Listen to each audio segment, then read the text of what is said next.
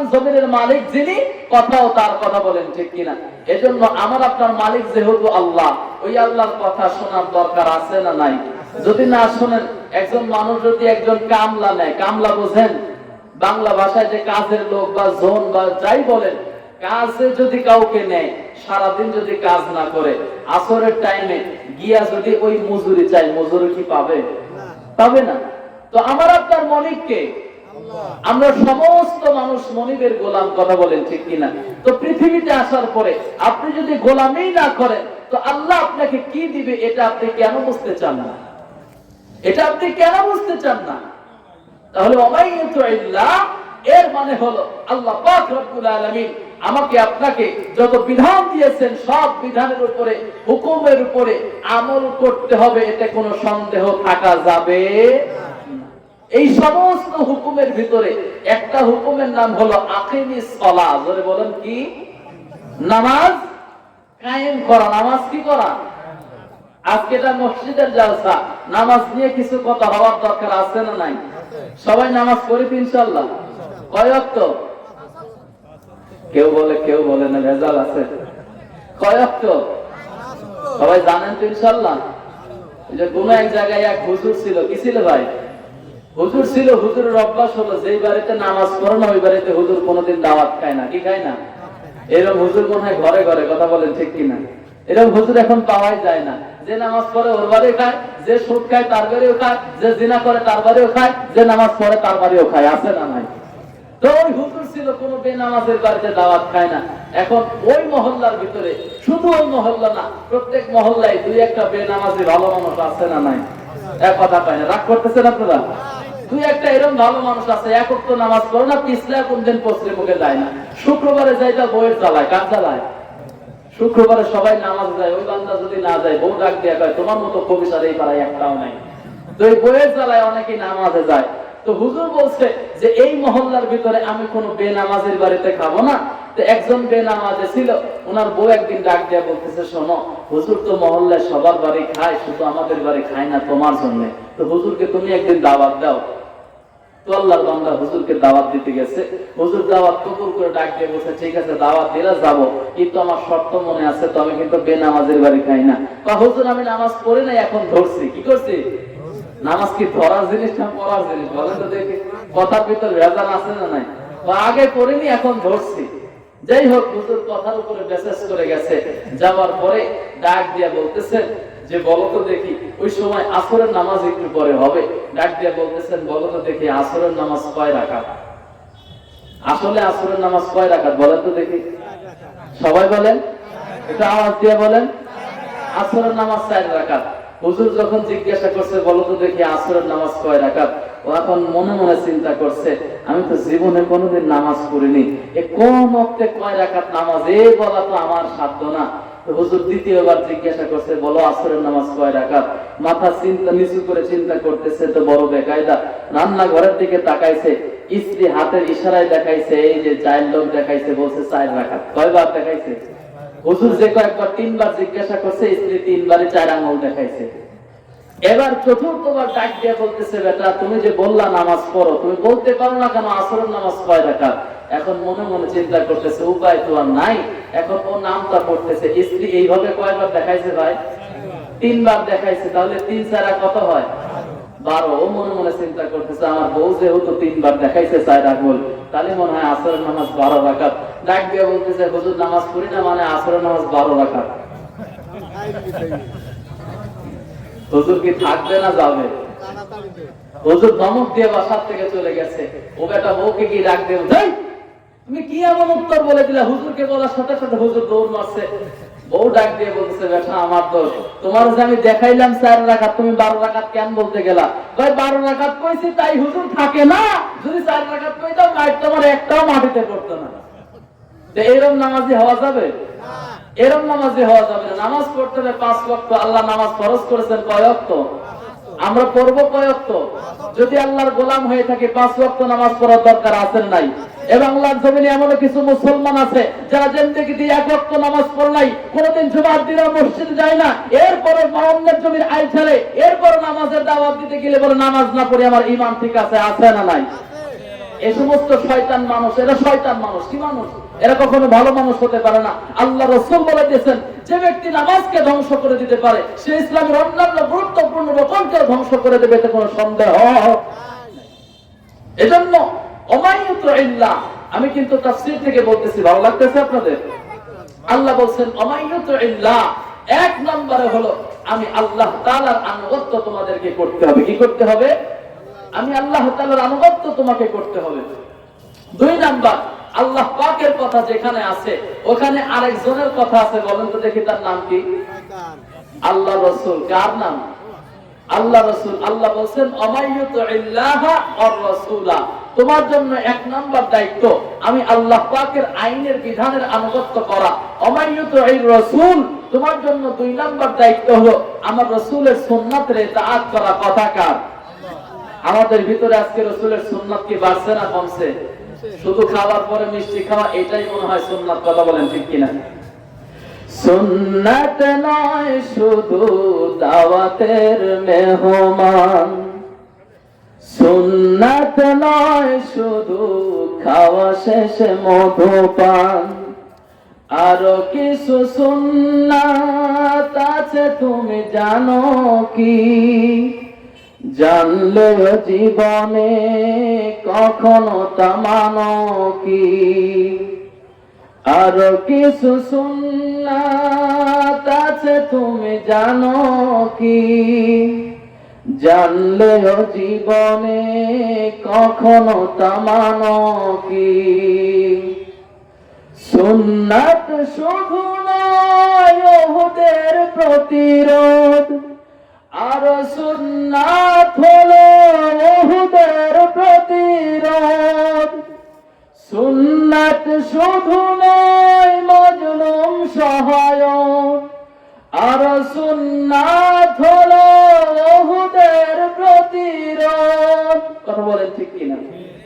মুহাব্বতে তার সুদিনের সাথী তুমি, হামজার মতো তুমি পাশে থাকো কি? আরো কিছু সুন্নাত আছে তুমি জানো কি? জানলেও জীবনে কখনো তা মানো কি? সুন্নাত শুধু নয় নির্জন ধ্যানে যাওয়া, আর সুন্নাত হলো পাথরের আঘাত খাওয়া। কথা বলেন ঠিক কিনা? সুন্নাত শুধু নয় রেস্তোরাঁতে যাওয়া, আর সুন্নাত হলো রাষ্ট্রনায়ক হওয়া। মুহাব্বতে তার সুদিনের সাথী তুমি, দুর্দিনেও তার পাশে থাকো কি? আর কিছু সুন্নাত আছে তুমি জানো কি? জানলেও জীবনে কখনো তা মানো কি? সুন্নাত নয় শুধু দাওয়াতের মেহমান, সুন্নাত নয় শুধু খাওয়া শেষে মধুপান, আরো কিছু সুন্নাত আছে তুমি জানো কি? জানলেও জীবনে কখনো তা মানো কি? কথা বলেন ঠিক কিনা? আমরা শুধু জানি খাওয়ার পরে সুন্নাত, মিষ্টি খাওয়া সুন্নাত, এটা যে খাওয়ার জন্য এটা বুঝি, কিন্তু আরো একটা সুন্নাত জিহাদের ময়দানে তরবারি ধারণ করে জিহাদে অংশগ্রহণ করা, এই সুন্নাত আমরা ভুলে গেছি। কথা বলেন ঠিক কিনা? এই সুন্নাত ভুলে গেছি বিধায় জাতি আজকে বাতিলের কাছে মার খায়। কথা বলেন ঠিক কিনা? মুসলমান ভাইরা আমার, তাহলে আপনাদের সামনে আমি আলোচনা করতেছিলাম, আল্লাহ বললেন এক নম্বর দায়িত্ব ওমাইয়ুতিল্লাহ, এক নম্বর দায়িত্ব হলো আল্লাহর আনুগত্য করা। আর আল্লাহ পাক রব্বুল আলামিন বলেন ওমাইয়ুতিল্লাহ ওয়ার রাসূলা, দুই নাম্বার দায়িত্ব হলো আমার রাসূলের সুন্নাতের ইত্তেবা করা, রাসূলকে অনুসরণ করা। এখন দুনিয়ার জমিনে আমরা যদি সমস্ত মানুষ রাসূলের উম্মত, কিন্তু আমাদের ভিতরে আজকে রাসূলের সুন্নাতের মহব্বত কমে গেছে। কথা বলেন ঠিক কিনা? এরে কচুয়ারামপুরের বাবাজিরা, একটু গভীর মনোযোগ দিয়ে শুনেন। আল্লাহর একজন ওলির নাম ছিল, যার নাম হলো ইমাম মালিক রাহমাতুল্লাহি আলাইহি। জোরে বলেন নাম কি? ইমাম মালিক রাহমাতুল্লাহি আলাইহি। ইমাম মালিক রাহমাতুল্লাহি আলাইহি আল্লাহর নবীকে এমন ভাবে ভালোবাসতেন, এমন মহব্বত করতেন, রাসূলের এমন ইতাআত করতেন, এমন অনুসরণ করতেন। এর দুনিয়ার মুসলমান ইমানদার, এই ইমাম মালিকের বাড়ি ছিল মদিনায়। জোরে বলুন কোথায়? একটা জবানও বন্ধ রাখবেন না, আল্লাহ নবীর কবরটা কোথায় আছে বলেন তো দেখি। ইমাম মালিক রাহমাতুল্লাহি আলাইহি আল্লাহ নবীকে এত ভালোবাসতেন, এত মহব্বত করতেন। ইমাম মালিক রাহমাতুল্লাহি আলাইহি রাসূলকে মহব্বত করার কারণে কোনদিন মক্কায় হজ করতে যায় নাই। এর কারণ জিজ্ঞাসা করা হলে ইমাম মালিক ডাক দিয়ে বলে, রে পৃথিবীর মানুষেরা তোমরা শোনো, আমি যদি হজ করার জন্য মক্কায় যাই, আর ওই সময় যদি আমার মৃত্যু এসে যায়, আর ওই জায়গায় যদি আমাকে দাফন করে, তাহলে রাসূলের মাটিতে আমার আর শোয়া হবে না। জোরে বলেন আল্লাহু আকবার। ইমাম মালিক রাহমাতুল্লাহি আলাইহি বলেন, আমি যদি হজ করতে যাই আর এই মদিনা ছেড়ে কোথাও চলে যাই, আর সেই জায়গায় যাওয়ার পরে যদি আমার মওত হয়ে যায়, তাহলে রাসূলের দেশে ঘুমানো আর হবে না। এমন সময় ইমাম মালিক রাহমাতুল্লাহি আলাইহি চিন্তা করে, আমার হায়াত কয়দিন এইটা যদি আমি জানতাম, আমি কয়দিন দুনিয়ার বুকে বাঁচবো এইটা যদি আমি জানতাম, তাহলে একটু মক্কায় হজ করতে যাইতাম। যারা বলুন সুবহানাল্লাহ। কে কখন মরবে এইটা কেউ জানে নাকি ভাই? কে কখন মরবে এইটা কেউ জানে না, কিন্তু ইমাম মালিকের মনে বড় আশা, যদি সে জানতে পারতো তার মওত কখন হবে, তাহলে তিনি একবার এরকম হজ করতে মক্কায় যাইতেন। এমন চিন্তা ফিকির করিয়া ইস্তেখারা নামাজ আদায় করিয়া যখন বিছানার ভিতরে ঘুমায় গেছে, আল্লাহর বান্দা ইমাম মালিক রাহমাতুল্লাহি আলাইহি যখন বিছানার ভিতরে ঘুমায় গেছে, হঠাৎ করে গভীর ঘুমে যখন এরকম গভীর নিদ্রায় নিদ্রায়িত হয়ে গেছে, এমন সময় একটা সাদা পোশাক পরিহিত একজন মানুষ তার স্বপ্নের ভিতরে এসে তাকে 5টা আঙ্গুল দেখায়া আবার বিদায় হয়ে চলে গেছে। ইমাম মালিকের স্বপ্নে কয়টা আঙ্গুল দেখাইছে? আর আওয়াজ দিয়ে বলেন কয়টা? ইমাম মালিক রাহমাতুল্লাহি আলাইহি এবার ঘুম থেকে জাগ্রত হওয়ার পরে চিন্তা করতেছেন, কি ব্যাপার, স্বপ্নের ভিতরে 5টা আঙ্গুল আমি কেন দেখলাম? এর মানে কি আমার হায়াত 5 দিন নাকি 5 ঘন্টা নাকি 5 সেকেন্ড নাকি 5 বছর, কিছুই তো বুঝতে পারলাম না। তাহলে আমি এখন হজ করতে কেমন করে যাব? একজন শাগরেদকে ডাক দিয়ে বলে, শাগরেদ রে, ওই জামানার ওই সময়কার এরকম স্বপ্নের ব্যাখ্যা যিনি বলতেন, স্বপ্নের হাকিকত যিনি বলতেন, তার নাম হলো মুহাম্মদ ইবনে সিরিন। জোরে বলেন নাম কি? মুহাম্মদ ইবনে সিরিন। শাগরেদকে ডাক দিয়ে বলে, যাও যাও যাও, মুহাম্মদ ইবনে সিরিনের কাছে চলে যাও, আর সেখানে যাওয়ার পরে আমার স্বপ্নের কথাটা তার কাছে সুন্দর করে বলো, কিন্তু সাবধান, স্বপ্নটা যে আমি দেখেছি এইটা আল্লাহর ওলিকে বলার প্রয়োজন নাই। এবার শাগরেদ যখন মুহাম্মদ ইবনে সিরিনের কাছে চলে গেছেন, মুহাম্মদ ইবনে সিরিনের কাছে গিয়া ডাক দিয়ে বলতেছেন, হুজুর, একজন মানুষ স্বপ্ন দেখছেন, স্বপ্নের ভিতরে একজন ধবধবে সাদা পোশাক পরিহিত একজন মানুষটাকে 5টা আঙ্গুলি দেখায়া বিদায় নিয়ে চলে গেছে। তো ইমাম মালিক রাহমাতুল্লাহি আলাইহি ওনার শাগরেদকে ডাক দিয়ে বলেছেন, স্বপ্ন বলবা, কিন্তু স্বপ্নের নাম বলা, স্বপ্নের যে দেখছে তার নাম বলা যাবে না। এবার শাগরেদকে ডাক দিয়ে বলতেছেন, স্বপ্নটা কে দেখেছেন বলো। শাগরেদ ডাক দিয়ে বলেছেন, স্বপ্ন কে দেখেছেন এইটা তো বলা যাবে না, আপনি শুধু স্বপ্নের ব্যাখ্যাটা আমাকে একটু বলে দেন। মুহাম্মদ ইবনে সিরিন মুস্কি মুস্কি হাসে, ডাক দিয়ে বলে, শাগরেদ রে শোনো, এই স্বপ্ন এই জামানার আর কেউ দেখতে পারে না, দেখলে একজন দেখবে, সে হলো ইমাম মালিক রাহমাতুল্লাহি আলাইহি। সুবহানাল্লাহ বাড়ি গিয়া বললেন, নাম বলে নাই কিন্তু এরপরও বলছেন এই স্বপ্ন কেউ দেখবে না, যদি কেউ দেখে সে হলো ইমাম মালিক রাহমাতুল্লাহি আলাইহি। কেন? ইমাম মালিক রাহমাতুল্লাহি আলাইহি আল্লাহ নবীকে এমন মহব্বত করতেন, তার জীবনে খুললে পাওয়া যায় ছাত্রদেরকে সামনে নিয়ে যখন ছাত্রদেরকে হাদিসের দর্শ দিতেন, হাদিসের শিক্ষা দিতেন, ইমাম মালিকের এরকম জুব্বার ভিতরে একটা বিসি পোকা এরকম জুব্বার ভিতরে গিয়া কামড়াইতেছিল। ইমাম মালিক রাহমাতুল্লাহি আলাইহি যখন ছাত্রদের সামনে এরকম হাদিসের দর্শ দিচ্ছেন, এদিকে বিসি পোকা কামড়াইতেছে, কিন্তু ইমাম মালিক রাহমাতুল্লাহি আলাইহি কোনো কথা বলে না, কোনো চিৎকার করে না, কোনো নড়াচড়া করে না। এরে কচুয়ারামপুরের বাবাজিরা,